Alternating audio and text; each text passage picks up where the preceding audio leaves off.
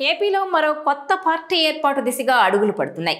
ఈ మేరకు మాజీ ఎంపీ జీవి హర్షకుమార్ సంచలన ప్రకటన చేశారు.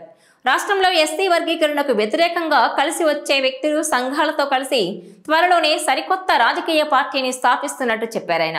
ఎస్సీ రిజర్వేషన్ వర్గీకరణ క్రిమీ లేయర్ను వ్యతిరేకిస్తూ గుంటూరులో జరిగిన సదస్సుకు ముఖ్య అతిథిగా హాజరైన హర్షకుమార్ కొత్త పార్టీ ఏర్పాటుపై కీలక ప్రకటన చేశారు.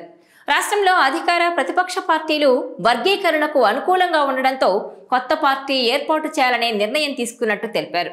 కొత్త పార్టీకి సంబంధించిన విధి విధానాలు, నాయకుడు ఎవరు అనే అంశాలపై త్వరలోనే కార్యాచరణ ప్రకటిస్తామన్నారు. ఎస్సీ వర్గీకరణను దేశం మొత్తం వ్యతిరేకిస్తుంటే తెలుగు రాష్ట్రాల్లో మాత్రం మాదిగలు భిన్నంగా వ్యవహరిస్తున్నారన్నారు హర్షకుమార్.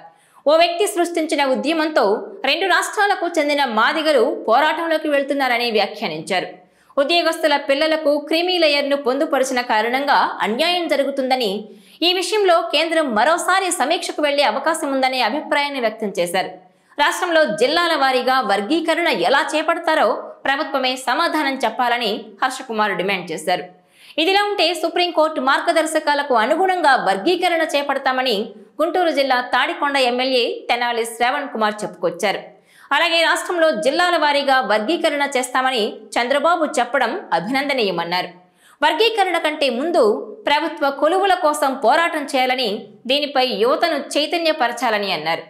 ఎస్సీ వర్గీకరణను హర్షకుమార్ వ్యతిరేకిస్తున్నారు. క్రిమీ లేయర్ వల్ల మొత్తం దళిత జాతి నష్టపోతుందని చెబుతున్నారు.